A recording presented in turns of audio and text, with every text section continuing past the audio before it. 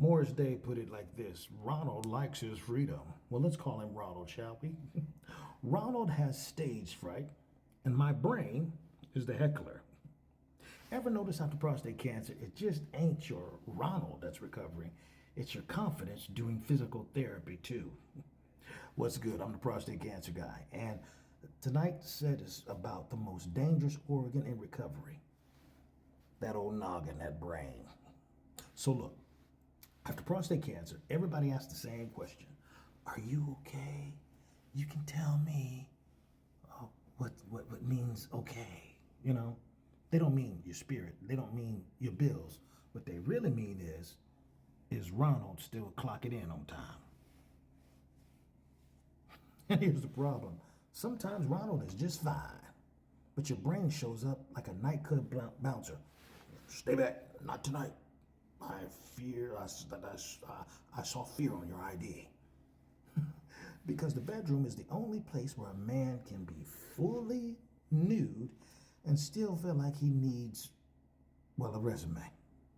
You ever tried to be intimate while your brain is going through a quarterly review?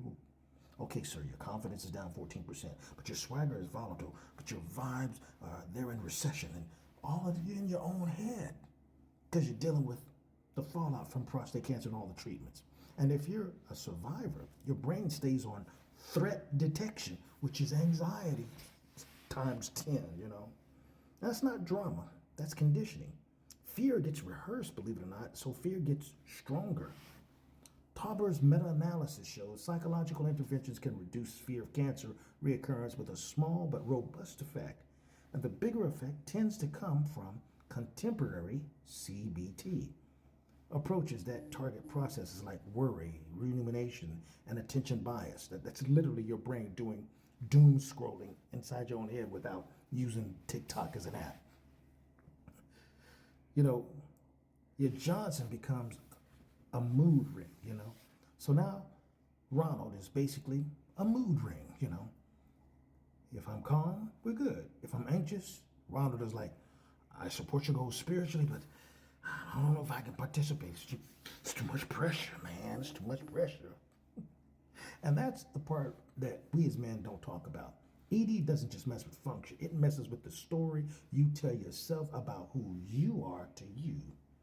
Bowie's quantitative metasynthesis says, or lays it out, how prostate cancer side effects can hit body image, self-esteem, and masculinity. And how men cope by getting more flexible about masculinity even means your definition of man needs an update, an upgrade. Like an iPhone that's been dying on iOS 9.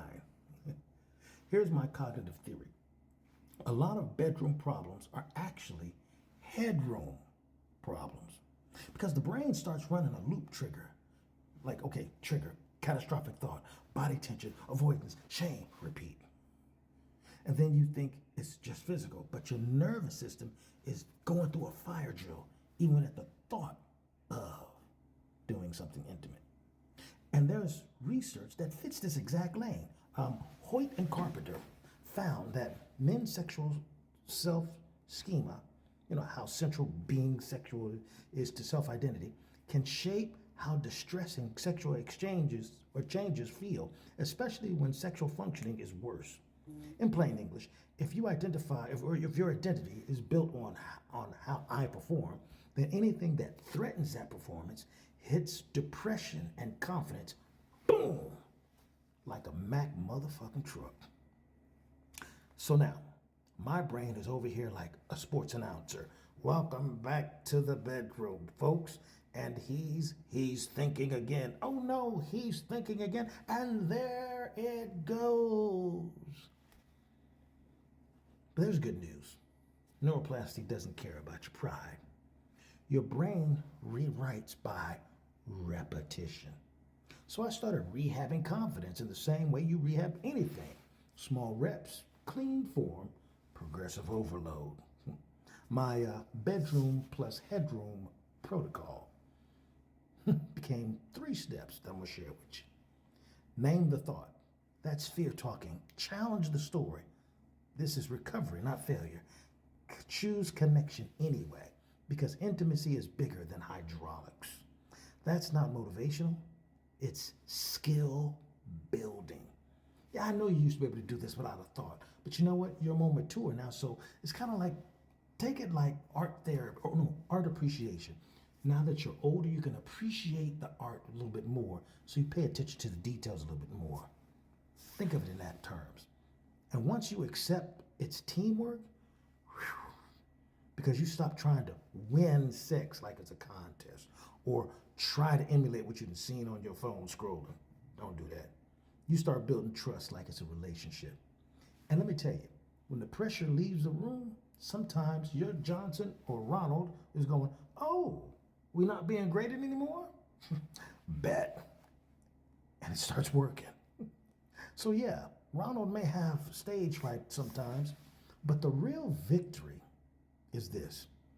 I'm teaching my brain that love is not an emergency, and intimacy is not a performance review. Because surviving cancer made me tougher, but rewiring shame into connection, that made me free. Next up in part 3, relapse-proof recovery.